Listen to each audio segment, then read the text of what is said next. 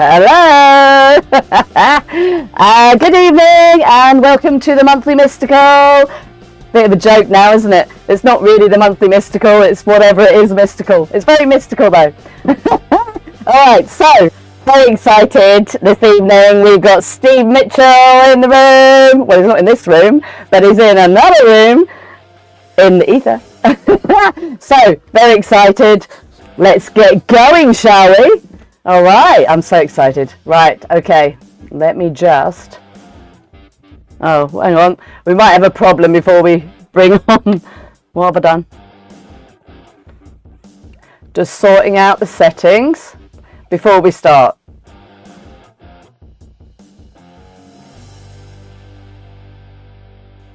Yeah, thank you. That was just my my assistant helping me out there. Okay, so without further ado, I'm sure my assistant will tell me if there's any more problems. I'm going to add to the stage Steve Mitchell, and we're going to be talking about dowsing, which is very exciting. Here we go. Let me put the ticker tape on and add to the stage. Yay! Yay! Hello. Hello, Steve. How are you doing? I'm just turning up the volume, so we seem to have gone very quiet. Oh. But I don't know whether that's you or me. This is ace, isn't it? It's a bit like being on I used to go and do late night radio donkeys years ago. The music's very loud for me.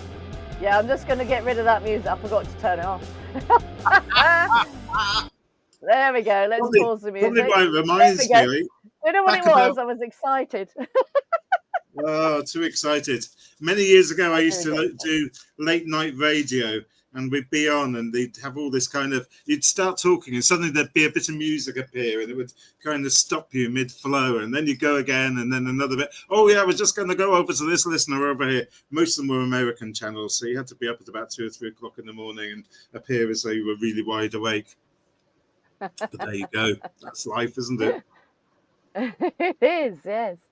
Brilliant. All right, okay. So we got a few on. Hi, everyone. Please come and say hello in the comments. We've got some comments already. Let me put a few up. How do we know who's on here? Well, there you go. So we've got... I'll keep putting them up as we go along. So we've got Becky says, hello, Jack and Steve. And she says, oh, people in, I'm just going around in circles. Matthew Lewin, hi Matthew, I hope you're doing well. Good evening to you, Becky. Haha. Yes, I know. Autumnal, hi, how are you doing? Nice to see you all.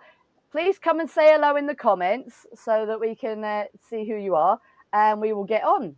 So we're talking about dowsing, which is really exciting. I'm excited about that because I will shut up in a minute, but I just need to have my little quick thing, because it was the best thing that ever happened to me when I got the little dowsing rods out, because it was something that I could see physically about the energies, and it really got me, because like I have this big trouble and in my head, obviously, because I'm a bit mad, but so I feel like, oh, is this really working? I'm very skeptical all the time, but having those, it was just awesome, and it really, really did change my outlook on everything. I was so excited, and now I will shut up. You know, I think skepticism is really, really important. We have to come to this with an open mind. And, you know, whatever you come into, whatever angle of the esoteric or the occult or the kind of visible, invisible, we have to kind of be open to stuff, but we have to question it. We have to challenge it, because what's the point otherwise? You might as well believe in fairies. That's another story, because I might also believe in fairies a little bit. But, you know, it's your description of them, or UFOs, or whatever. There's lots and lots of stuff out there that we can kind of spend a lot of energy and a lot of time on, and we can kind of think about it and kind of debate it and everything. But really, you do have to come in with that kind of open mind before you even start. But you have to come in with a questioning mind. And if you don't question, then you believe absolutely anything. Who's saying oi? Hi, Alex. I can't get onto the chat, by the way, because I can't log on to my YouTube while I'm in here talking to you guys. And no, that's fine. All the messages I will make sure all the messages come up as we go along, so we anything that's coming up. So that's Alex Sumner, the author, says hello to us. Thank you. Hi, Alex. Nice to see you. And Becky says hi to Alex. So we'll try and keep it. Oi. It's me about Faye. Oh.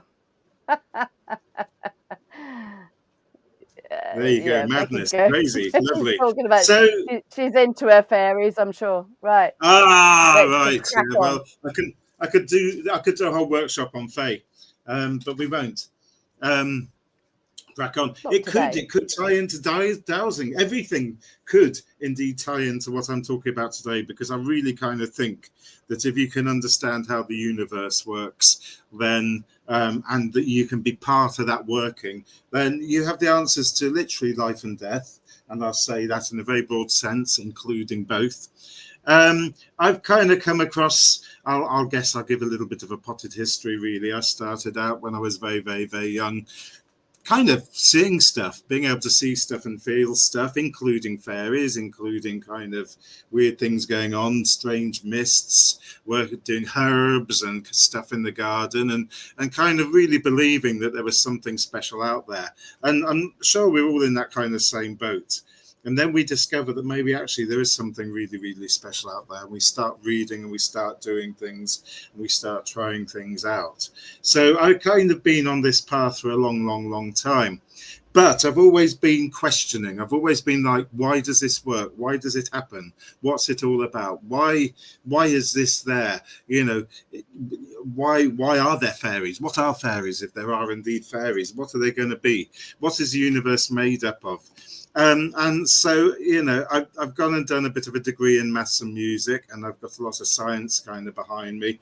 And I've looked really at the way things work, really in all kinds of ways to try and not only explain how it works. And it's not about demystifying it, but it's more about kind of taking control of stuff and actually making it work properly. Does that make sense? So I'm going to take us all on a little journey. Normally I do this in a live workshop situation, or I do it, sometimes we do little Zoom workshops and we get everyone working alongside me, and I get lots of feedback and things, and that's really, really important. But you can try some of these things out at home.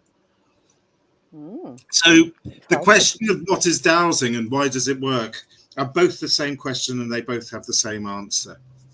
So the first thing I'm going to get you to do, and I'll get you to do this with me, Jackie, but anyone at home can try and do this. Anyone watching can try and do this.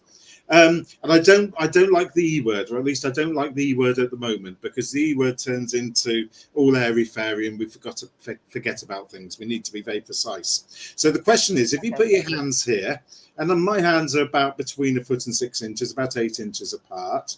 And as you bring them together, the simple question is, and you'll be able to do this because I know what you're into, Jackie, what sensation can you feel? And I've asked that very, very carefully. What can you feel? What sensation can you feel between your hands? Oh, hang on. Yep. What? Sorry, am I bringing my hands together? Yeah. Because you went off. You went off chat for 2 seconds there. So sorry. I can definitely feel heat there, and yeah, that's fine. I can feel heat and energy. Yeah. Don't use the E word. Apart from heat, what can you feel anything? I'm not going to use it because you just used it. Apart from heat, yes. Apart from heat, what other? Apart from that E word. Yes, okay, got you. Sensation, heat. Okay. Apart from heat. So Assume has said, really loving hot. The Gong t-shirt. Thank you very much. Yeah, been into Gong for about 40 years, like you do. As Assume has said, warmth. Yeah, absolutely. Any other sensation? Seeing as I can see stuff going past in the old chatteroony, we can kind of check in and see if anyone's picking up anything in there. Anything else apart from heat, warmth? Tingling, thank you very much, and resistance. Brilliant. Okay, so what we're feeling is something. I'm having trouble. Hang on. Why is that happening? What's I happening? don't know if does everybody else hear Steve okay? Because I can't. He's mumbling away and he's going out and in, so I can't really hear what he's saying. Okay, he's gone. Am I here? What's going on here? If right, you're here now. Okay, let's go again. So it could be. let's I mean, go again. I'm just going to show people so you can see So what's going on around here. Because some- we're talking science, obviously I'm in front of a laptop here. I've also Keeps got a few going. devices. Might need my assistant. Here. I'm just going to show you.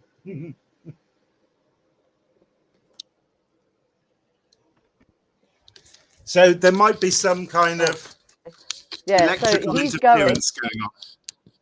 There's a bit of a glitch. Can you see? I'm seeing everything absolutely fine and hearing fine. Keep going. We can hear you loud and clear. Okay, Alex. I'm going to keep going. We'll leave Jacqueline out of this and we'll just carry on between everyone here. So as you absolutely say, two poles are you carry on because I don't know why. Kind of bounce. You can feel that heat. You can feel that sensation, that tingling, if you like. And it's all a sign of one thing. And I am going to use the E word, but I'm not going to use the E word you expect, because we need an E word that we can actually measure. And the E word that I'm going to use is electricity. Okay. And I like electricity because electricity explains a huge amount of lots of things. Some people like electromagnetism. Magnetism is a kind of, if you like, a part of electricity. Electricity is the basis of all of this. And what you're feeling, essentially, heat. Think about electricity. Bounce. Think about that kind of magnetic electrical effect. Think about that tingle. Essentially, what we're doing is we're tagging into an electrical universe. And that the electrical universe, electricity, ties into absolutely everything. We can make sound from electricity. We can, as I just said, make magnetism from electricity. We can make light from electricity. In fact, if we look at all of the stuff around us, we can essentially base it all around electricity models. And that's the really ace thing. If we use electrical models, electricity mathematics, we can use that to explain huge amounts of wonderful stuff. So I'm going to get you to do this little experiment that you've just done with your hands. But this time, what I'm going to do is ask you to feel how far away, shall we say, you can feel that electricity, that tingle. How far away do you get your hands before you don't feel it, or how close do you get your hands before you can feel it? Any guesses? If anyone could give me a quick kind of response in the chat, or a quick response from Jacqueline.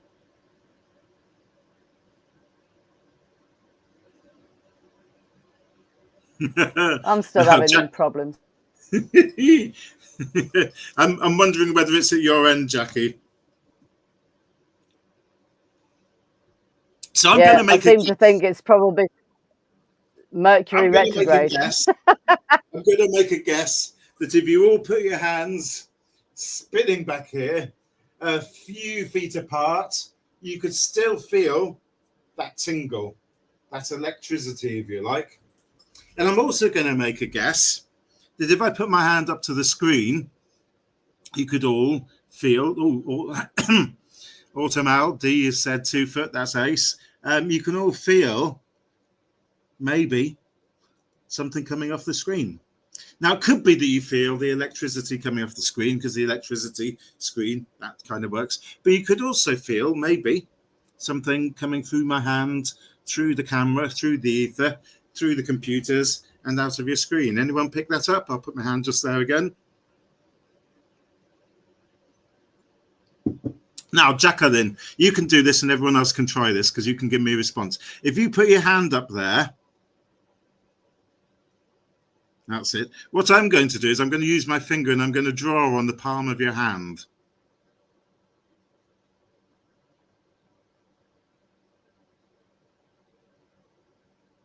Anyone picking that up? Yeah. Yeah, yes? I can feel the tingling in my hands. So can you feel the specific point of tingling, should we say? Oh, I can feel it there. Yeah. Okay. So the point about this stuff is that it's transferable across huge amounts of distances. So that's kind of 2-3 foot that we felt there. It's way wider than that, pretty much infinite, and pretty much instantaneous as well. That's a quantum effect. So essentially, what we're sensing is we're sensing current. We're sensing frequency, we're sensing electricity, and we're tuning into that with our hands. Now, here's the deal. Dowsing is essentially that. Dowsing, when it comes down to it, is sensing current, sensing electricity. You use the energy word. Energy is too broad a kind of sense, really, but in a very broad sense, it's all energies. It's every single energy, if you can imagine it. And think about the energetic frequencies. If you think about color, for example, we see a spectrum between red going through to violet, but there's a huge amount of colors either side, infinite amount of colors either side that we don't see. But that doesn't mean that we don't kind of pick it up. It doesn't mean that it's not, shall we say, coming into our body, coming into our eyes, coming into our senses.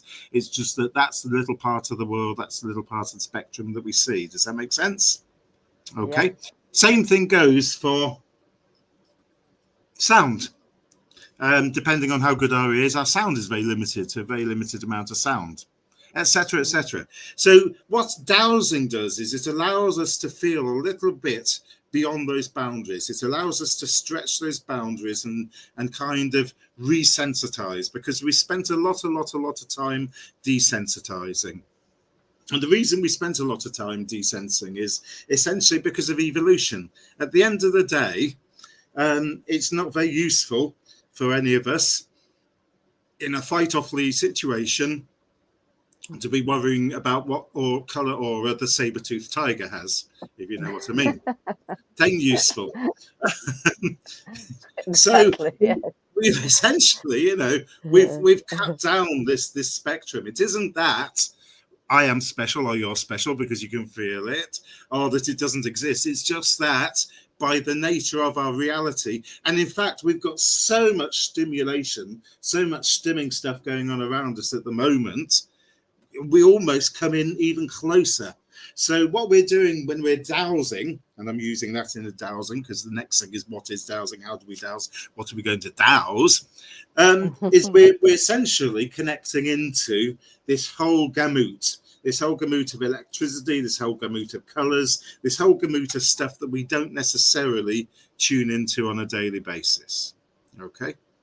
So what you have to figure out is that everything has an electrical component to it. Everything has electrons and positons. Positons? What am I talking about?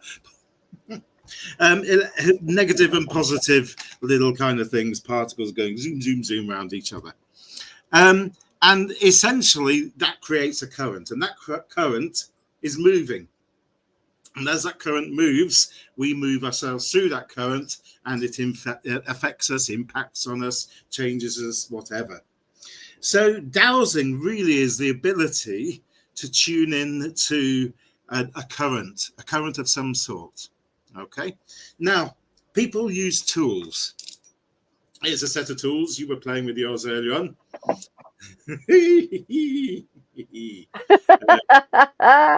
I love these. They're so cool. They're ace. These is, if you just switch off and let them swing around, they go all over the place, and they're absolutely ace. The first thing is essentially what you are doing is you are swinging them. Okay, they're not. You haven't got the magical fairies swinging them for you. You are swinging them. You're making the move. Micro little movements in your hands, in your muscles, make them move.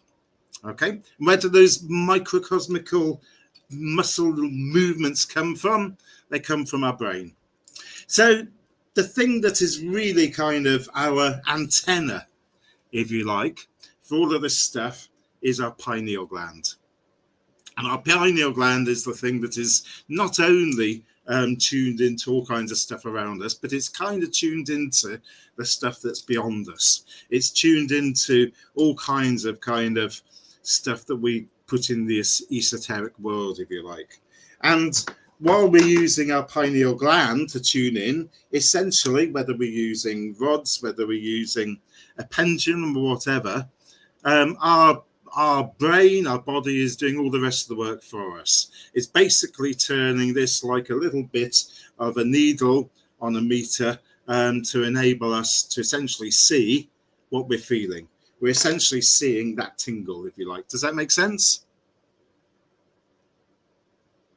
Yeah? Okie dokie, ace stuff. Good, good, good. So, simultaneous drinking of tea, very important. What? I keep putting myself on mute so I can hear you. Oh, right. Okay. No problems. No problems. Becky's gone. Yeah. So what sort of things can make this tingle? What sort of things can make, shall we say, a response? I'm going to just move my, can we see? Yes, we can. Can we fix it? Yes, we can. I don't need that at the moment. I'll put that out of the way. I like to, if I'm doing a workshop with people, get them to get a stone out of the garden or a crystal, any object, in all honesty, will do. Whatever you've got around in front of you. I just happen to have some screws because I was taking my keyboard apart the other day. You could probably do this with a screw quite easily. Anything really. Essentially, we can start off by using this hand dowsing concept. I far prefer hand dowsing because it's just, I'm just used to it. I've done it for so long. So I don't know if you've got anything there handy, Jackie, that you could try. Anyone else at home, try it. Like I say, a screw will do. If you're the sort of person who has some crystals around you, essentially they'll do the workings. And all I want you to do really, that'll do absolutely fine. Yeah, go for it. Go for it. Go for it. Fine? I don't know. Yeah. Yeah. Why not? Let's see. I think the thing is, okay. We talked right at the beginning about being open, and that's the thing. Because a lot of us kind of work in the new age, if you like, where crystals are very, very important to us. We kind of think everything has to be magical with a capital C and a K in the middle of it. We think it's got to be mystical, as it were. We think it's got to be, whereas an everyday object, like a screw or a stone from your garden, will do. And if you notice, all I'm doing is running my hand over there and seeing where I can pick up that electronic signature, those negative and positive charges. And essentially feeling for that same, you might say, tingle, that same buzz, that same heat, that same pressure. So the question is, anyone at home who's trying this out? Are you getting a response? I am, yeah. Well, I'm getting something. Brilliant. Carry on. Carry on. So now, Jackie, you can do this because you've got your rods with you. Oh, yeah. So what we're now doing is we're being a little bit more specific, and specificity is the order of the day, because if you imagine, we're absolutely surrounded by all kinds of frequencies and things that can make us respond. So the art of dowsing, if you like, the science behind it is that we have to be very specific with what we're doing. So what we then do is we talk to ourselves and we say that we're essentially tuning into that object there. That's what we're looking for. That piece of metal, that crystal, whatever you've chosen. Okay? Right. And then you just move your rods in. Mine are going crazy already because the ends of the rods are over that screw. I don't think you can actually see what I'm doing because I haven't got a movable camera. So I'm just not going to bother. Right, carry on. So try it. So what you're looking for is a response. Okay? Now, do I not need to ask? Go on. Do I not need to ask for like a yes or no thing or anything like that? No. Yes or no is absolutely useless in the art of dowsing. Never bother with no, because you're going to then be looking for lots of no's and a yes. Does that make sense? So here's a yes or no. So here's a no. Here's a no. Here's a no. Here's a no. I'm going all the way around here, getting all my no's. Oh, and there's a yes. So I've asked it now 20 times for that one result. I don't need that. All I want is, where's the yes?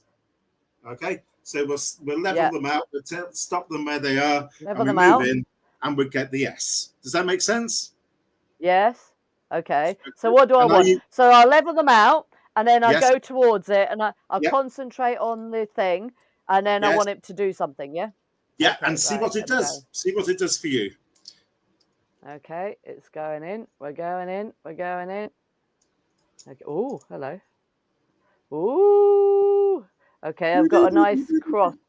Yeah, I've Excellent. got a nice cross going on here. So it's Brilliant. crossed over. The right's Now, crossed most over the left. people will naturally get the cross because that's the way they tend to move, simply because our hands tilt. It's as simple as that. Okay. And essentially, we're doing that work, like I say, to get it there. All right. Are you What telling you me might that's what it's find doing? is a bit of a spin. Sometimes I get a spin when I'm looking for things, depending what I'm looking for. Sometimes I only Yeah. bother with one. And what you start to notice when you work with rods is you'll know when it's going to do something. Yeah. Okay. Yeah, no, as Zoom, is that how you pronounce it? I don't know. No is a useless response. You don't need a no. You only need a yes. Whoops. In all honesty, you only need a yes when you're Oh, dowsing, yeah, hang simply on. because you just need a yes. it cuts out loads and loads and loads of time. So you can do a yes response. One of the things you can do, for example, is you could say, okay, here's my screw. I bought that from Screw Top or whatever a little while ago. I could ask it, did I buy it 1 week ago? No, I didn't buy it 1 week ago. Did I buy it 2 weeks ago?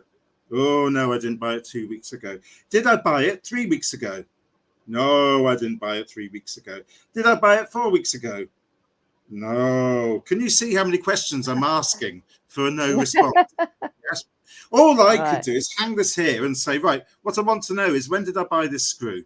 I'm just going to go down the numbers. 1 week, 2 weeks, 3 weeks, 4 weeks, 5 weeks, 6 weeks, 7 weeks. There we go. Tells me I bought it 7 weeks ago. Can you see?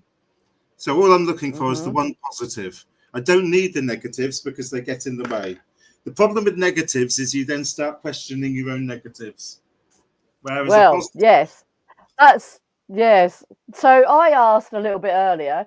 So just sorry to interrupt, but I need to ask this because there is it Isam was asking about the yes or no. So earlier, just before we come on, I did ask some silly questions. So I wanted to know some specific stuff. And I was going, right, so what's yes, what's no, like you would normally, in my experience, I would have done for a pendulum or whatever, right? What it wants me to find out. So then I asked these, and it was a saying a yes, which was great. And I was thinking, oh, that's good. But then I'm thinking, well, hang on a minute, is that really a yes? So then I went, so is my name Matilda? And it went, and it done my no, which was this at that point. And then so I'd asked another question, and then it said whatever, and it was a great response. And I was thinking, oh, it might not be correct, so I need to check by getting a no response. So I asked her if my husband Paul was called George, and it did my no for me again. So yeah, so this is the thing about not being, it it's doesn't. good to have. Do you know what I Yeah, mean? it doesn't mean that you can't do yeses or nos. What I'm saying is the no is often irrelevant. If you're dowsing, for example, for something specific out in the field, then let's just kind of go into some science for a few seconds. Okay. Okay, here is a frequency generator. Okay, woo! Get these off of the internet for about £5. They're nothing special. Oh. Oh, sorry, no, it's really super special. You can see the amount of, it's got like electric, it's got some clever writing on the back, it's got a spiral, so it must be amazing. Yes, I'll talk about Somebody was knocking fluctuating there. responses in a second, is Zoom. Okay, so Okay. Yep. the thing about this is, because I'm thinking, right, there's a lot of things I could check into. I'm going to check into the old frequency and electromagnetic, and as you can see, it's fairly steady. Okay, on there. Yep. I'm going to plug this machine in. and you'll instantly notice there's a red light. Yep. Woo! That's it. You get a red light. Yay. Now, these are sold for all kinds of wonderful reasons. But instantly I'm going, right, okay, so we're working with electricity here. So I'm being very, very specific now. And as you can see, straight away, it's going a little bit crazy. When I tried this earlier on, by the way, assume I was getting circles coming. Oh, no, it's going into the circle. You see, there we go. Now, the thing is, all I'm doing is I'm getting a response to electricity. Does that make sense? Yep. Well, how does that help me? No, doesn't help. Doesn't. And there's the thing. No. So this is why we have to start being a bit more specific. We have to kind of understand what's going on out there, and we have to be specific in what, shall we say, we're asking ourselves, what we're tuning into and why, because it's important. And that's when you're going to get, by the way, your responses. Unless you're very specific, you're going to get all kinds of response. And of course, the response, as you say, I can say, right, I'm looking for that electrical source. I'm going to stand up because I'm going to get the judder off of my chair. And as I come in closer, can you see it starts to move as I come in closer? So I know I'm getting there. If I go to the side, it stops moving again. If I come in, it starts moving again. So I can home in on that. Or I can simply stand here and go, okay, what I want to do is I want to swing in the right direction towards that particular thing. So fluctuations are quite important if you know how to read them. Does that make sense? And that's what it comes down to. It's why are you dowsing? What are you dowsing for? What are you looking for? Most people, I think, come to dowsing because they're aware of something called water dowsing. Now, back in times gone by, the water board, when they'd forgotten where their pipes were, they'd turn up with a pair of these and they dowse around and they go, where's our pipe, where's our pipe, where's our pipe? Oh, it's that way. Oh, no, it's that way. Oh, there we go. Badong, badong, badong, badong, straight over the water. Okay. Now, because modern day kind of people insist on science, here's the wonderful thing. They have to turn up with a machine that goes beep. They might turn up with a machine that looks a little bit like this that goes beep. What's it actually picking up? I'll tell you in a second. However, what most of them do is they get the machine out that goes beep, check that no one's looking, and get the dowsing rods out to just confirm that the machine that went beep was actually accurate. Does that make sense? It does. So the whole science behind all of this is that everything has a charge. Everything has electricity. Becky, you will definitely actually see, if you go and check in with them, go and check in their cab, go and check in their glove box, you'll find a pair of dowsing rods. If you don't, just send them away and ask for a better team to come back. Okay, going to show you something here. Again, I normally do this as a little bit of a workshop, and I normally prep people and tell people to bring stuff in. So here's a piece of paper. I can only show you this. You could try this at home. You could go and find yourself some pieces of paper later on and some silver foil and have some fun with silver foil. Let's use something so you can see. So what we're doing is we're checking out, shall we say, I'll use the electricity model because that's what I'm trying to get my brain to do. And it's picking up a very kind of little tiny swing there, if you can see there. Not much. Is that paper you've got there? Just a piece of ordinary paper. I haven't got anything under the desk. I haven't got magnets or anything. I'm not playing around doing magic tricks. My magic tricks are behind me. Right, silver foil. Silver foil, right? Silver foil. Ooh, let's lift it up. Oh, just a little bit of response again. That's getting a nice response. I like that. Can you see that? Now, silver foil and paper. Can you see what's going on now? Okay. You can notice that my elbow's resting on the table, so I'm trying to keep my hand as steady as it can. Okay. Yeah. Now, Going to bring in some more silver paper, some more foil, some more silver paper, some more foil, some more paper, and some more foil. You've got a bit of a sandwich going on here. And I'm going to stop it in a second. I'll tell you why. Okay, can you see what's going on there? Like I say, I'm just aiming to hold it steady, and it's going into a nice little spinny vortex there. Now, Yeah. So what we have is literally layers. Layers of inorganic, organic, layers of paper, silver, layers of layers. Okay, I wonder if this one's working. Let me just see.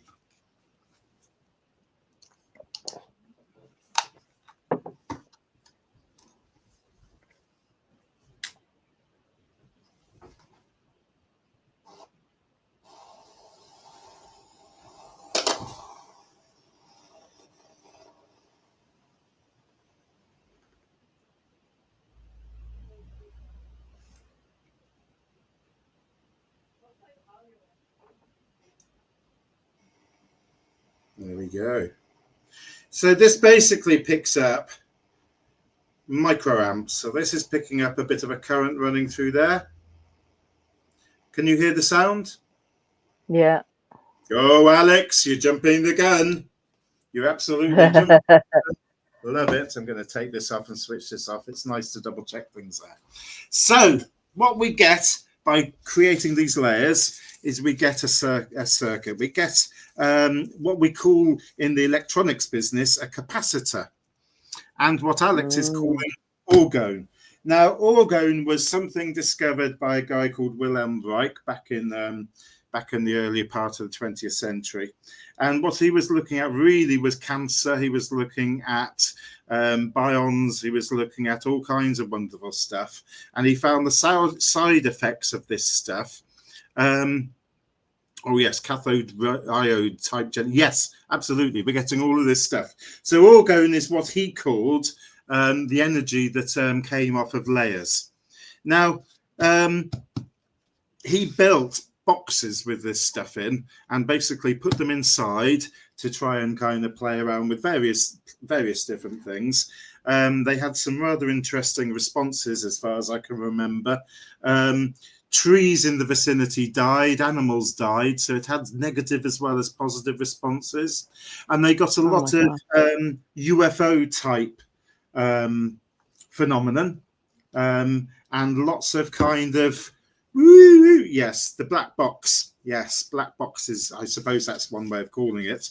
Worthwhile looking into Tesla if you're looking into Wilhelm Reich as well. And so they were getting loads and loads and loads of measurable physical effects, if you like. Now, the thing about layers, all these layers, is they're naturally occurring. So we, for example, have been wondering for a long time why particular sites are chosen as being sacred sites. And near us, we're lucky to live literally half a mile away from a castle up on top of a hill. And essentially, what we find when we look at the geology is layers. Layers in the geology of earth, silt, and more importantly, glacial till, which is lots and lots of little rocks. And what that creates for us is this capacitor. It turns the whole hill, which is on the edge of a long kind of set of hills, into a capacitor. It turns it into potentially, I'm going to use the B word. If Al was here, he'd slap me around the face and say I can't use the battery word. But very similar to a battery, essentially. So physical spaces are, if you like, charged up. They're charges, they're batteries. And by building on those physical spaces, if we go back in time, if we build a cairn, if we build a burial mound, you'll find when you kind of take them apart that they're all layers as well. Okay. And the layers create this energy discharge, which we pick up in the old pineal gland. and which we can therefore pick up dowsing. So one thing that people often go and look for is something they call ley lines. I don't like the phrase ley lines because it's got much maligned. It was a phrase developed really to talk about straight lines, straight kind of trademarks, and the fact that things appear to be in straight lines. But it's got kind of turned into all kinds of things recently. So what we're really looking at is the energy, if you like, that E word, the electrical energy, the electromagnetic energy of the Earth. And we're looking at how that kind of flows from place to place. And we're looking at how building structures on top of that changes that flow. Now, if you're into dragon energy and if you're into the kind of Chinese feng shui and things, this is what that's all about, that kind of change of flow. It's just basic electronics, which is why I like that specific E word, electronics. Now, so layers in the Earth have a current, have a frequency, have an electrical charge that moves. Also, as we found out, we get a response from water. Now, if you think about it, all water is a bunch of, again, negative and positive charged ions and particles and stuff in a fluid form. And if that's flowing, that then creates a flowing charge, which again, we pick up in the old pineal gland. That's the key to everything. And we can then use dowsing essentially to find water sources. Now that's important because historically, obviously, we needed water. We absolutely needed it to survive. So, you know, in the day and age when we don't have running water and we didn't have taps and all that sort of stuff, we needed to know how to find that water. So dowsing is one of those ways of finding the water. The thing is, though, dowsing, as I say, is a natural thing. Once we get rid of all this modern day, if you like, kind of energies that are around us, all this kind of televisions and bright flashing lights and neon things and electric cars and radio, everything else, get out, all of that out of the way, we're back to a world which is fairly electrically kind of unmuddled. So it's a lot easier for our senses to pick up. And we would have naturally been able to sense water. Indeed, we've got evidence of that today. There are tribes in Africa who basically, when they're out, shall we say, looking for water, they say they smell the water. They smell the source of water and they find it. Obviously, what they're doing is they're referring to this here, pineal gland, third eye, all that sort of jazz there. So that's really, really important. Now, what gets even more important to my mind is when we combine layers and water, because essentially, I'll try and show you this. And again, something else you can try out at home. So I'm going to move the water well out of the way, by the way, just so we can see a response. I'll use my left hand. Hands, by the way, don't mind. Doesn't mind which hand. So here we have our response to our organ, our layers. And we bring the water in. Can you see the change? Oh, yeah, straight away. Straight away. In, okay, and that's the interesting thing. Water becomes part of the natural features, and if we build our features and we enhance our features with buildings, then we get a very interesting response. Okay, now I bet a lot of you have been on Facebook in the last few days and seen a lot of news coming out of Egypt about various possible, and I shall have to use possible structures beneath the pyramids. Have you seen that go past? Oh, no, I haven't actually. Oh, you need to go check it out. Go and follow Andy Collins. He's been featuring a lot of it. Various people have kind of jumped on the bandwagon actually in the last few days. Essentially, using the old radar, LIDAR, all those kind of stuff, they've discovered, or think they've discovered, and as ever, it needs more looking at, but it doesn't surprise me, some kind of structures underneath the pyramids. In fact, caves and structures have been known under the pyramids for many decades now. So it's oh, who's got heat and smoke? What are you talking about? Tell me. Type what you mean about heat and smoke in a second, or type it into the chat, Isum. Yeah, so basically what we find is that sacred sites, we can measure this in England. I don't have the budget to go and do pyramids, and other people are doing pyramids, so they can worry about that. Sacred sites generally have, if not very close to them, underneath them, a water source, which, as you saw, is very, very important because it becomes part of, essentially, an electrical circuit. Okay. Yeah. As you can see, buzzing away over there, ding, ding, ding, ding, ding. Okay, and that electrical circuit is responsible for all kinds of things. It's responsible for our kind of feelings of well-being, our spiritual kind of feelings, if you like, in places, our connection with the great beyond. It's also why, obviously, you know, the 10th century guys who popped all the way over from the Crusades started building these amazing structures that were built in very specific designs and specific kind of looks and specific geometric shapes to enhance and work with the electrical energy. Yes, the problem with the head of Egyptian antiquities is he has a habit of changing his mind quite frequently. He kind of says that about most things that are found, and then he goes along, has a look at it himself, and says, "Oh, I've changed my mind. I'm going to go along with this," and everyone then believes it because he said it. Does that make sense? There's anecdotal evidence of the chambers. People have been down the chambers. I think you had Mark on, didn't you, recently? Mark Ollie. Did he tell you about? Yeah. Did he tell you about some stuff found in Egypt? Yes, he did a bit. Yeah, we did go a little bit into that. Yeah. Mark's been there. I haven't been there. But yeah, anyway, have a look at Mark Ollie's video. That's obviously in my. Yeah. So yes, it's back in your archive somewhere. Well, worth a check in. Mark's a knowledgeable chapski, to say the least. We've known each other a long time. Oh, definitely.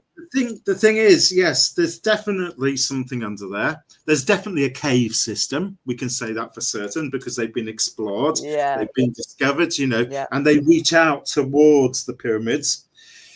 They also go along under many other structures. We get kind of fixated on these three pyramids as though they are the be-all and end-all of everything. Do you know what I mean? It's a bit like fixating on Stonehenge and saying that's the only place in England that's important. And of course, we know that there's billions of places in England that are important.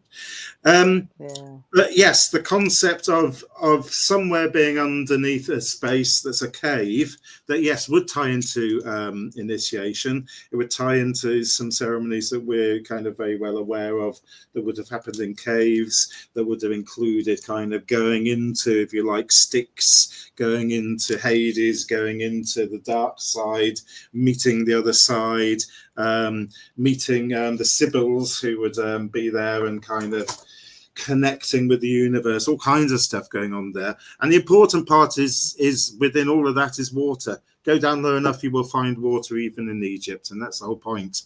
And of course, 2,000, 3,000 years ago, 4,000, however many it is, we well know that the Nile Delta would have flooded way beyond there, and there would have been water around there. There's evidence, I believe, someone can correct me if I'm wrong, of watermarks around the Sphinx, for example, or at least that's kind of what has been said.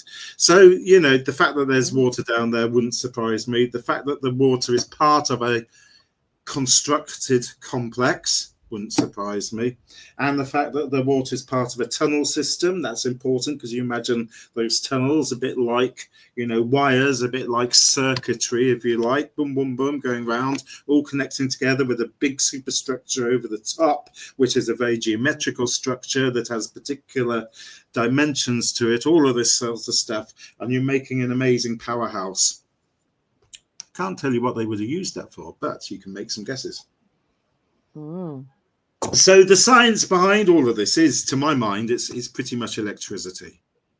It's layers that create electricity, it's water, and we are tying into that through our dowsing techniques, through being able to use a pendulum or some rods. We're kind of, if you like, opening up that ability that we've always had. Now, what's it like? The Gaza pizza plateau is like Swiss cheese. Yes, I've come across various people have kind of. The thing is, I'm going to say this, and there's lots of us researching various things out there at the moment, and have been for decades. And the thing is, we all go off on our own little journeys, and we do a bit of research. And what most often happens is that around about the same time, everyone produces the same bit of research, and the same stuff comes out. It's the universe, it's how it works. And then we all jump up and down and go, we found that first, he found that first, he's nicked my work, he's nicked my ideas. And at the end of the day, yes, Chris Dunn is one of many who've talked about the pyramid power plant. We talk about very similar things, as I say, over here, looking at structures that are built on very specific landscape points that have particular, I've lost my little patterns, particular layerings to them.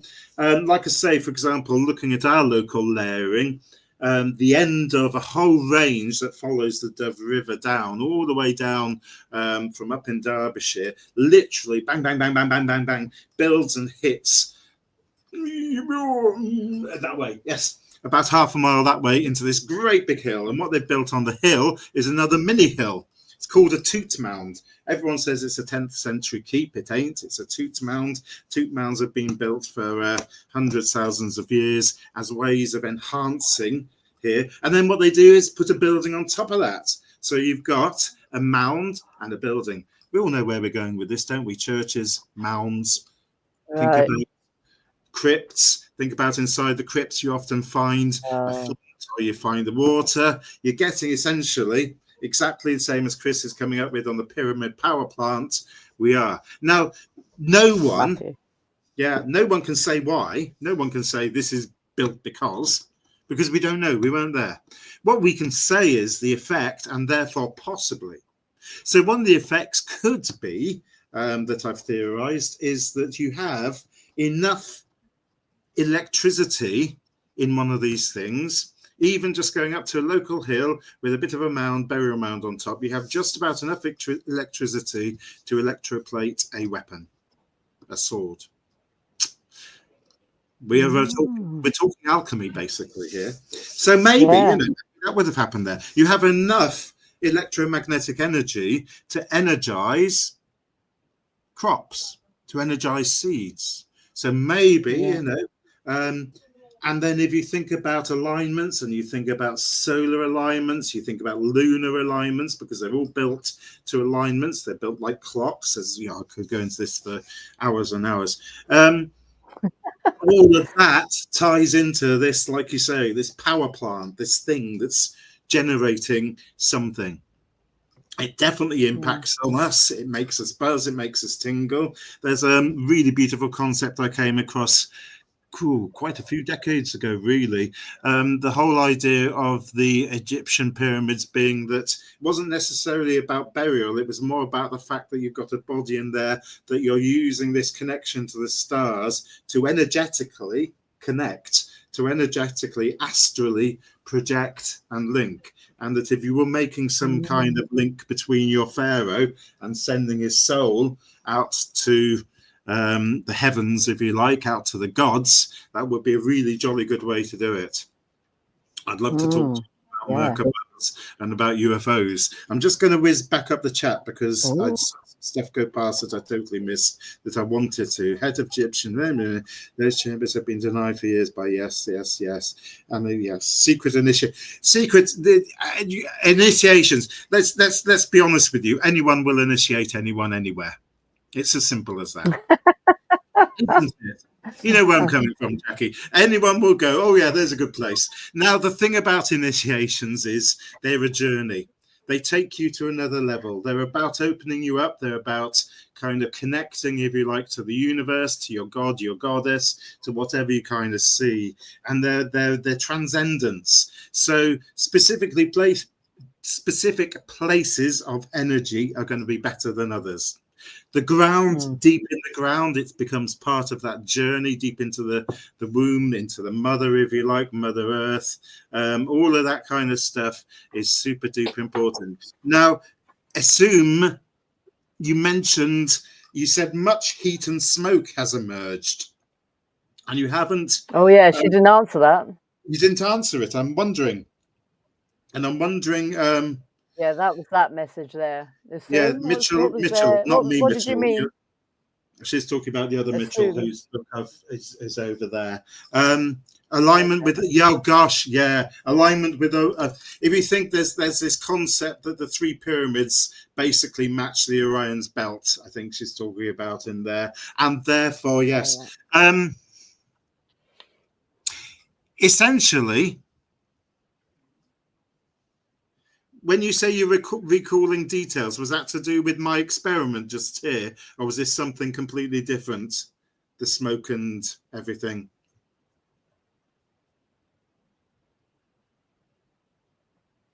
I'm sure she's going to answer it now. While she's answering, I just need to ask a question about, you said about the pineal gland. Yes. That's a whole 10,000 million talks on its own, isn't it? Oh, yes. I mean, that's just so my question about the pineal, whichever you want to say, pineal gland. Pineal. That you say tomato, I say tomato. Whichever. Yes. So,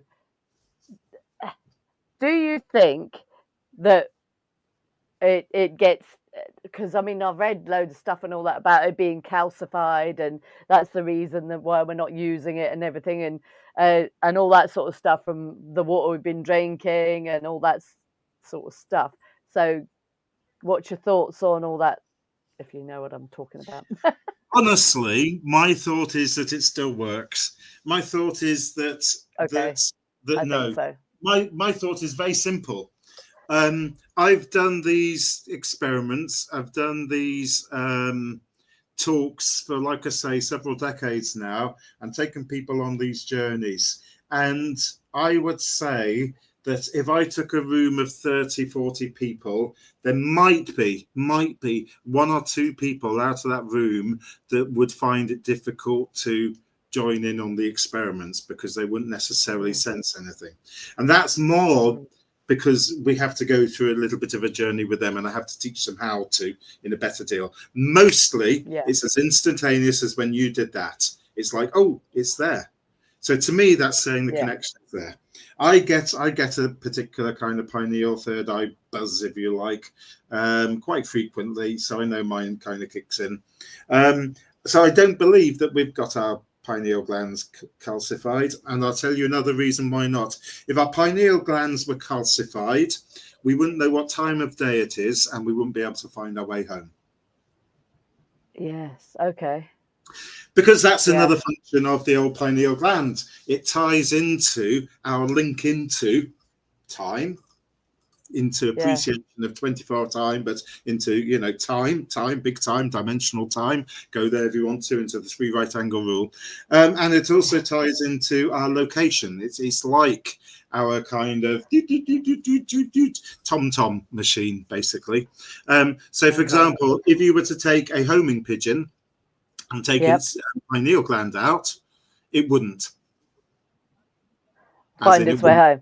It wouldn't find its way home. No, this has been done. As it probably doesn't surprise you, there are experiments that have been done that prove basically, you know, because people go, well, what does this thing do in here? I know, we'll take it out. No, don't, because it'll hurt you. Oh, okay, I've got a pigeon over here. What about if I take it out of the pigeon? That won't matter so much, will it? Have a go at the pigeon, yeah. Exactly. Have a go at the rat. Do you know what I mean? So we know, you know, a number of the functions of the pineal, and it definitely ties into as well our perception of reality. It ties, I don't know if you've come across holographic universe theory. Who was I talking to that about recently? Someone, it came up in something.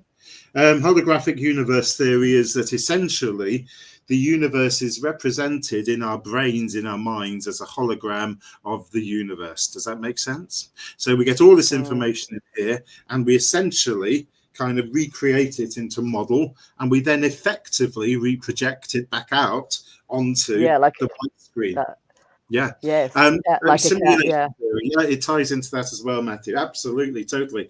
And the pineal, again, that's part of all of that. So that enables us to be part of what we call the real world, but it also enables us to be part of the non-real world, the liminal, if you like. So it's an amazing kind of little gland in there, and it's the one that totally ties into dowsing, totally ties into sensing, etc. Michael Talbot, you're going to make me look it up, aren't you? The name is coming. I can't go. I've not got what I would call a good memory. If I do a talk, I often I haven't today. I've just come in because I'm doing other stuff. I'm doing theatre and things and all kinds of wonderful things. Normally I do a little bit of double check research, look up some bits and bobs, like, oh yeah, Michael, yes, blah, blah, blah. You're doing brilliant. Don't worry about Alex do Sumner with his Michael Talbot. I don't know who that is either, so you're all right. Migdala. I know what you're talking about, Migdala, but I can't help you there. You've both chosen words now that you're going to make me look a fool. I could, of course, Google it, couldn't I? I could sit here and kind of casually... Or Alex could reiterate what he means quite quickly. Michael Talbot. Alex, what do you mean by Michael Talbot, please? And Epsom said, or Essam, sorry, says, and they're both very, very relevant. Michael Talbot, American author of fiction, non-fiction, wrote books highlighting and parallels between ancient mysticism and quantum. Yeah, quantum mechanics. Whoa. Yeah, we love quantum. Here's the thing. I'm going to throw in. It's in your nut above the eyebrow. Yes. Yes. Yeah. It's the same thing. It's exactly the same thing. Yeah. Nut. We're talking about it here. You can actually, if you put your hand, in fact, I can do it here. If you put your hand about 2 inches away, you'll feel it spin. You'll feel it do its stuff. Okay. And it'll feel like it's kind of tingling like crazy, and it kind of just spread. Did you pick that up straight away? Did you, Jackie? Yeah, I did a bit. Yeah. Yeah, it's good, isn't it? Because I've been kind of waking up a little bit more as well now. I'm trying to stop being so skeptical, because I am overly skeptical, I think, and it's not helping me. So I'm trying to breathe it in, if you know what I mean. Trying to, yeah. You're right, Alex. He was the author of Holographic Universe. I'll explain. I work most of my day job at the moment is I work with people with disabilities. I work in theatre, and I'm doing all kinds of big shows at the moment. So my brain is in a completely different place at the moment. So actually remembering anything that I've written about or talked about would be an absolute miracle. So yes, absolutely right. Holographic theory. It's a brilliant thing. It's well worth reading. I think it's really good. My problem with quantum theory is it's absolutely ace. And it's been around for 120 years, which is quite splendiferous, which means it's obviously long lasting. And quantum theory, you get so many strange things happening on a quantum level. Whether it's kind of time dilation, a mate of mine from NASA has kind of patented time travel using quantum. There's all kinds of wonderful quantum effects, distance effects in the quantum world. That connection, that energetic connection we just kind of made there, it isn't just a few feet. We're talking, we can measure it over miles, we can measure it up into space. There's all kinds of stuff going on. The problem with the quantum world is it is quantum. It's small, it's minuscule, it's the tiniest, and then tinier. And the world that we live in is the macro. It's the big world. And unfortunately, the rules for the macro, the rules for the big world, if you like, they don't follow quantum rules. And quantum rules don't follow the macro rules. And scientists have literally, for the last 120 years, been trying to figure out how do the two tally? How do you actually get one to another? How does the bosonic universe, if you like, match the Higgs universe? How does the kind of wave particle stuff, how does the particle and the wave it's a very kind of interesting thing. So unfortunately, in the wonderful, it is a theory. It doesn't work at the moment because you can't actually apply it. You can have a theory, but you can't apply it. You can't make a quantum thing happen to a macro. And there's my kind of issue with it. So it's wonderful, brilliant stuff. It explains huge amounts of things. We can kind of pack and unpack all kinds of things with quantum theory and particle theory. And of course, particle and quantum theory goes way back beyond 120 years, goes way back into all kinds of stuff. We can kind of find evidence of it, if you like, in Pythagoras's work. We can find evidence of it in Indian kind of mysticism, all kinds of stuff. It's there. And yet, there is something that will connect them, but unfortunately, the magic science box hasn't. Otherwise, we'd be traveling the universe and going from plane to plane and existence to existence in a millisecond. That's not kind of dissing it or putting it out. It's just that people quite a lot I come across kind of use it as an explanation for things where it can't actually explain those things they're trying to explain things with. But it can be used as a good comparison, and that's what we like in there. Yes. So the reason I was kind of interested in what Isun put about smoke and mirrors and things like that is sometimes one of the effects that we get with this water, when we're kind of doing little experiments with water and with layers, we won't get it today because I haven't set it up properly, is we often find the water itself starts to bubble, which is a rather interesting thing. I've certainly in experience seen smoke, seen kind of mist appear as a result of kind of working some of this energy stuff, both indoors and outside in sacred spaces. We've kind of got mist that's kind of come in and swum around and then disappeared off as quickly. And then obviously within the mist, you kind of see figures, if you like, see elementals, see all kinds of stuff kind of appear in there. Anyway, I feel as though I've probably gone way off topic in terms of the science of dowsing, how and why it works, because I could have probably covered that in about 30 seconds in all honesty. But there we go. That was fascinating. It's been fascinating. It's been brilliant. Oh, Isun says the dragon's breath. Yes, now we're talking Merlin, aren't we? A little bit of Excalibur, a little bit of Arthur. Yes. Yes. Beautiful scene. Yes, exactly that. Actually, in all honesty, exactly that. I'm just looking at all these machines. I can't do anything really with them. They're just kind of ways of, if you like, kind of showing that everything has, if you like, an electromagnetic kind of content. I don't know if you can see that. Some of these ghost busting machines. Do you want me to? I am prepping. I'm prepping a talk about ghost busting because I get teed off with it because it's. Oh, you really? Wow. Yes. Okay. There's too much bollocks spoken about it. Essentially, at the end of the day, they're using things to measure things and then telling that they're contacting spirit and that it's. So my kind of stuff that I'm on about is effectively an electromagnetic universe. That's electromagnetic universe. Chilean photography. My friends of mine used to do that. Yes. And they did all the computer kind of generated stuff. That's really interesting. The photography of the aura and things like that. So in my kind of model, which seems to kind of work and spread across all kinds of things, I really do look at why sites are sacred, why we feel specific things in sites, while they prompt our brain, if you like, to have a spiritual experience and have an experience that might include a spiritual entity, which then, to my mind, goes as far as saying, well, in a haunted location, exactly the same thing. I can see exactly why that would happen.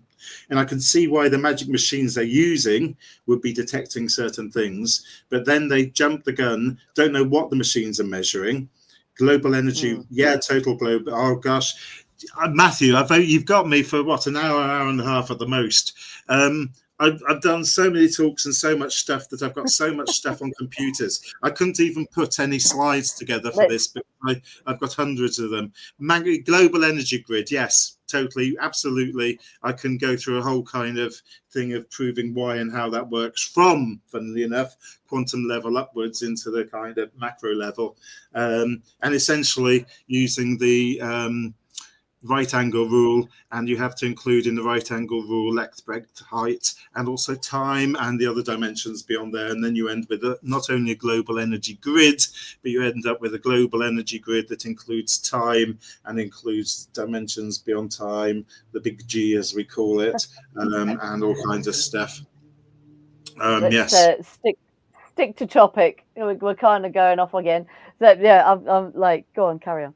Sorry. Yeah, Fleming's left-hand rule, that's the one. You've got a left-hand rule and a right-hand rule, you know that, don't you? Do you know what ACE is?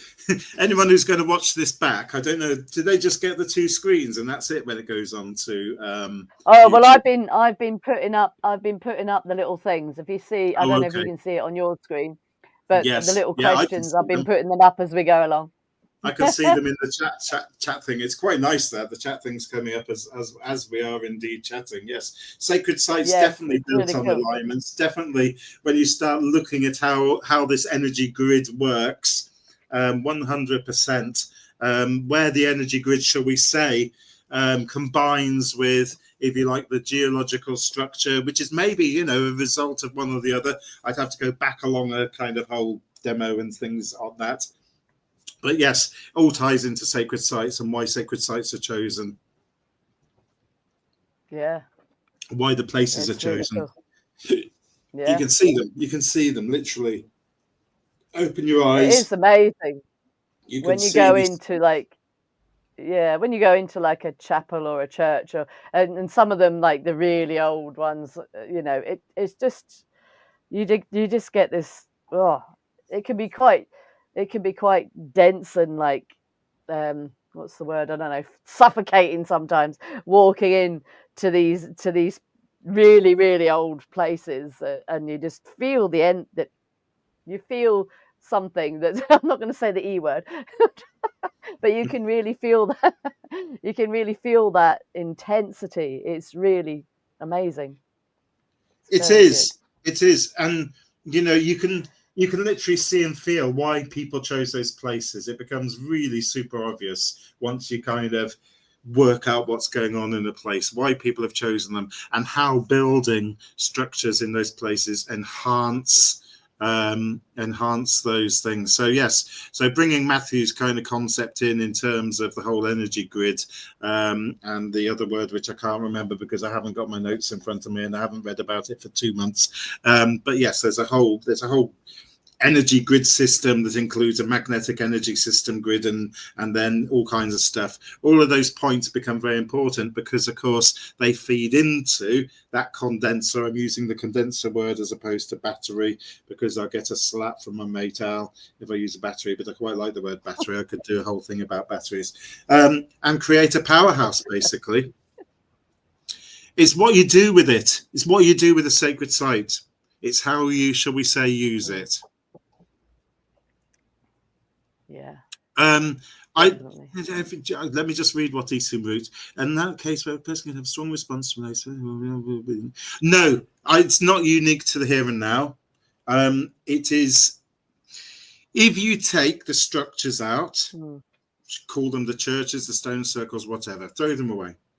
If you even take the structures out in terms of the burial mounds, you still have a sacred site. You still have a space that was special in the first place for people to come to. It was special because of the geological structure. Here's our layers. We can talk about that. Like I say, we've kind of done loads of research and proved this one. The geological structure sets it up as being special compared to, say, the hill next door, or the valley next door, or the river next door. The combination of that. So the geological plus, as you say, we've got the whole matrix thing running into there as well, which goes off into a totally different talk, but they do totally kind of come to there.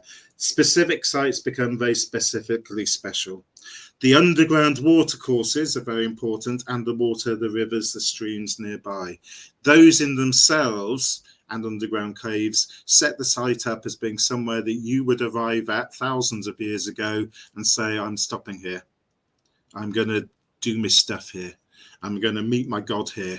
I'm going to do whatever. Or, oh, it's a scary place. I don't like it. It's a bit too energetic. Yeah, I use the E word. It's a bit too zingy for me. I'm going to keep away from there. Let's erect something that has a big fence around it. Do you know what I mean? So these places, the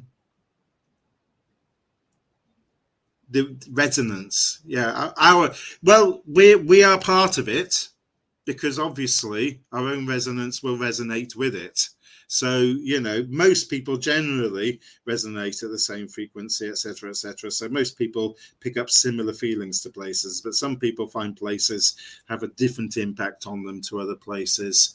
At the end of the day, I'm going to say one thing. Going back to dowsing. Something that we in the Dowsing Research Society talk about is the whole point is us in the process. Now, one of the things my biology teacher taught me when I was about 15 was that any experiment that we were doing in biology, and therefore any science experiment, therefore any experiment, is effectively contaminated by the person who's doing the experiment, because they become part of the experiment and they influence the experiment. Now, that sounds very, very quantum. And it is one place where quantum kind of, if you like, does meet the macro, in that when we involve ourselves in something, we are, if you like, being objective as opposed to subjective. We're being part of it. So I understand very well that when I get people to do these experiments and try some of this stuff out, I know very well that they're becoming part of the experiment and that their resonance, if you like, is part of that. So we have to be very careful, if we are dowsing, if we're doing stuff, to recognize our part within that play, our part within the experiment. Go on, Jackie. Okay, so I'm just going to go back to the little rods, yeah, because we did a couple of experiments and things. And is it because I must have known where these things were, because, or I must be connected to Paul's pineal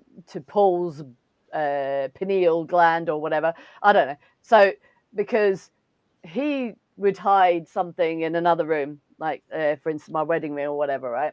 And I'll be going, right, so we'd be going, right, and then we did the yes and no. I know you said that's not good, but we did, and we done what's yes, what's no, and all that. And then we went, right, which way is, I know, yeah. So we went, right, which way do I need to go to find the ring? And it kind of went whatever. So we were like following it around, then it would go that way, and then we would follow it around, and then it literally went a bit mental when it came to where the ring was. Okay, so is that because our brains are connected, or our pineal glands are connected, that's I knew, or did I? No. Yeah. So can you explain? Okay, I've got two answers to that. The first is that essentially, if you imagine that this electrical field, shall we say, that we're part of an electrical field that encompasses the Earth, that encompasses pretty much the universe. And that electrical field, and I'm using electricity because it's a good E word to use, is also conscious. So going back to our friend Wilhelm Reich, one of the things that he discovered when he was looking at orgone was that it did a couple of things. It recreated itself, so therefore it was alive, and it had a consciousness to it. So what we have is what we call in the dowsing field an information field, if you like. I think of it as more a kind of conscious information field that we're all part of. Now that goes beyond the simple here now space, goes beyond time. To my mind, because I've experienced and seen it, it goes beyond life into the death, into the other side, because they're all the same at the end of the day. So first of all, anything that is known is in that information field. Anything. including anything that is known by the planet, anything that is known by the universe, anything that is known by the animals, anything that is known by... Does that make sense if we take the whole gear theory into place? So what you're tapping into is essentially that. Secondly, you're absolutely right. We will put information into, this is why we're important, our resonance, if you like, our minds, the way we're thinking is important, because we put that information into that field to be read. So some people kind of subscribe to a theory of Akashic records and the pyramids as an example, that there is somewhere a set of memories, a set of information that we can kind of tap into. That's a set of information that's been put there. That's simply been put there because we're part of it, if you like. Because I'm thinking now, this information, for example, this information is going out onto the internet. That is now in a virtual world existing. And if you imagine that virtual world as an electronic world that's beyond the internet, it's out there. Okay. So there's a second thing. One of the experiments that I do every so often is this. I get people to learn how to dowse, and I get them to find things, whether they use pendulum, whether they use hand dowsing, whether they use rods. And one of the things I do every so often is I hide something. However, I don't hide it. I put it somewhere completely different. And in my mind's eye, I imagine that I've hidden it somewhere. So I put a mental image of it somewhere, and invariably 9 times out of 10, 9 people out of 10 will find the thing that I've pretended to hide. Does that make sense? Yeah, that does. Yeah, a lot. So we live in a screwed up world, I think, is probably a good way to put it. Every time we come up with a theory, we blow it to pieces. A collective consciousness, would it be? Yeah. So Paul asks if you can do a talk on ghost busting. I'm prepping. Me and Al are prepping one. What we're actually prepping is... Oh, can I find it? Just a second. I'll be back. I'll show you this little thing.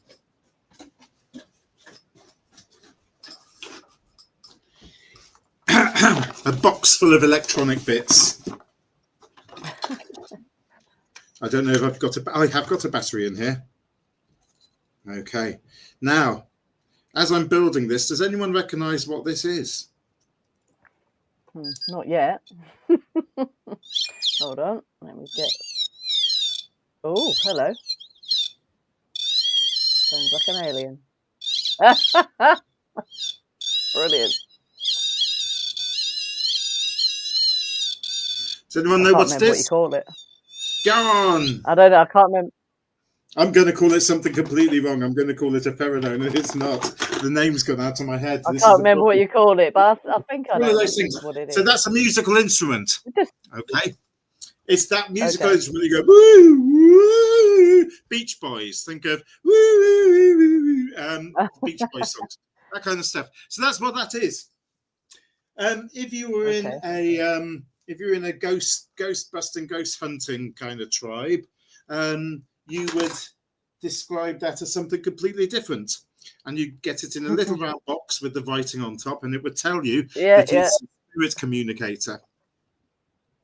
Right. It was telling you where the spirits are and that they're coming to communicate with you. You could probably spend about 250 quid plus on the box that has basically got this stuff inside it.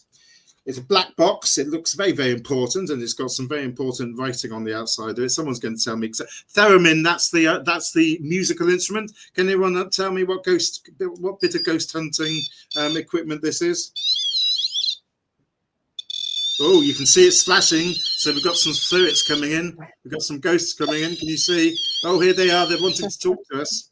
Oh, yes, they're definitely wanting to talk to us. Oh, they are. Oh no. Now, do you know why I'm going to show you this? Oh, you see why it's going off? Going mad. What's that? That's my electricity generator. Woo! So that's what it's measuring. Yeah. Ain't measuring spirits, I'll tell you that for a fact. I'll tell you what it also measures very well, radio waves. Yeah. So if you're on a shortwave radio or you're on your little radio, hey guys, come up to the top room quick. I think we've seen a ghost up there. Quick, send Ian up there. We need to do some psycho stuff on it. You If I think they put would have that, sorted that out by now?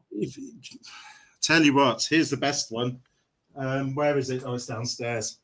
I watched them put one of these boxes right next to one of those little orby things that kind of generate. Basically, all it's doing is generating electromagnetic energy. Woo! It's the sort of thing that you put your hands in and it goes flash. Like Oh, that. Yeah. And they're sitting with them next to each other going, gosh, the spirits are in the room. Wow. And this is a very well-known, shall we say, television program that is on frequently every day of the week. That at the moment, some Barry guy is going around Cannock Chase selling tickets for 75 quid a pop. Who basically doesn't actually understand how the machine does pick up very good vibrations, Alex, very clever. Doesn't quite understand how the machine he's using works, and therefore thinks that because he's got this other machine next to it, that's not going to influence it. Or that the guy's speaking on the anyway. I could turn that into a massive talk, and we'll do. We're, as you can see, we're gearing up to that with our various little tri-field testers and our machines and our generators and various things. What I really, really want to do is essentially go into one of these haunted locations, do the whole haunty thing, take some medium friends in, do some medium stuff, and then downstairs in the back of the car, I've got a machine to plug into our brain waves so we can test a few things, and then basically take some things out of the equation. Some things that I think will make the house more haunted, take them away to see the house is as haunted, if that makes sense. Right. And really show what's going on. And show why. So would you say? Yes. So you've obviously got some medium friends. So you obviously believe in the other side and the spirits and all that stuff. Yes. Right. Yes. Okay. So what you don't believe in is what they're like all the stupid shows with all their stuff, right? Yeah. What I believe is that they're attempting to make money from this stuff, and that they basically don't know what the machines they're using to discover ghosts actually do discover, or why it would tie into why a place is haunted. Yeah. So they're setting themselves as technical experts in the field, and then basically they're not technical experts because they don't know what the equipment is they're using, what's inside the box basically, and what it actually does, and why people are selling it as ghost hunting equipment. Anyway, I could go on for hours about that. It's not that I don't believe in ghosts. I actually think, they're definitely out there. What I think in terms of dissolving illusions, I think what I like to do is I like to find reason. And I like to find reason because I think when you find reason, when you work out why something happens, you can then use it as a proper tool. Does that make sense? Yeah. So if you understand that the universe is electrical and you can kind of tie into it, and you know that your mind connects it to it, then you can start being magical, then you can start being mystical, then you can start looking for experiences and creating the experiences that you really want to do because you're in control of them, as opposed to letting them run amok and letting your brain kind of make up all kinds of results, or letting the TV make up all kinds of results, or whatever. Okay. What I think we have lost is connection. We've lost our connection to sacred space. We've lost our connection to sacred time. We've lost our connection generally to the world, to the universe, to whatever. And I think that connection is being kind of filled, if you like, by people who are essentially snake oil kind of sellers, and who are basically going out of the way to make us believe and see stuff. And that stuff could be absolutely brilliant, amazing stuff, and brilliant scientific kind of stuff, but they're turning it into something completely different, and they're kind of going on this ride, and everyone's desperate. Whereas actually, you can use exactly the same stuff, if you like, to show some amazing things and make those connections. If you understand how and why a sacred space works, and how the energy, electricity in a sacred space works, and you connect to that, and you can connect to the water table, you can connect to everything, then surely that's powerful. Oh, 100%. Extremely powerful. create your own illusion. Then you can make the illusion reality. Ooh. No, I like that. That's a fucking fabulous. That's a fabulous ending. That one. Let's have that as an ending. That is just amazing. Love that. Oh wow. I've had cut. That was such a good. Yes. So yeah. Wow. Okay. Well, thank you so much, Steve. That was brilliant. I love it. Loved it. Loved it. Loved it. As always. I just an hour and a find half of you inane chatter. And it doesn't even feel like an hour and a half. It felt like 20 minutes. So there you go. It was brilliant. Absolutely brilliant. So thank you so much. I hope to have you on again talking about something. Thank you for having me. Well, as I say, we're developing various talks and things this year, so we'll let you know. Unfortunately, yes, the circumstances have got in the way of running another Sacred Landscape Conference, but we might still do it. We might still kind of do some other stuff. There you go. Time for your curry. Enjoy your curry. If anyone wants to contact me, go through Jackie. Connect through there. I will. What I'll do is I'll put some links down in the description. Steve will give me some links and for some stuff for him, and I will shove them down in the description box, so that if you're on the repeat or whatever you call it, so if you're watching this on the replay, you can have a look down in the description, and you'll find all the links to certain stuff. And for the Magic Toolbox UK, if you've got anything that you need, I've got to have my own plug. Yeah, of course. If you need any regalia or wands or any of that stuff, then come and see the Magic Toolbox UK. All right. So thank you so much, Steve. And we'll see you again soon, I hope. I haven't seen you for ages in person. I was trying to say that earlier on, but the old the connection kept breaking down, so I couldn't say, "Hiya, Jackie, how are we doing?" And yes, haven't seen you for ages. Probably Nottingham, I think, last time, but there we go. Anyway, it was. we will chat in person again very soon. All right. Thank you so much, Steve. Cheers. Totally different talk, isn't it, when I don't get everyone involved and doing the experiments. Anyway, there we go. Oh yeah. I'll say bye-bye. We'll definitely do it again soon. All right. Bye for now. Bye. Bye. Right. Well, thank you so much, everyone. It's been brilliant as always. Thank you, everybody who commented and everybody that joined in. I thoroughly enjoyed that this evening, as always. It's always a pleasure doing these. So please do subscribe to my channel, because without the subscriptions, this ain't going to carry on forever. So please do subscribe to the channel, and we shall hopefully be on. Oh, yes, we are. My goodness, don't go yet. We got another brilliant one on next Thursday. So please come and join us then. If you're on Facebook, join the Magic Toolbox UK on Facebook, or catch me on here, and I will tell you what's coming up next week. All right. I'll see you on the monthly mystical. See you then. Okay. Bye for now. Bye.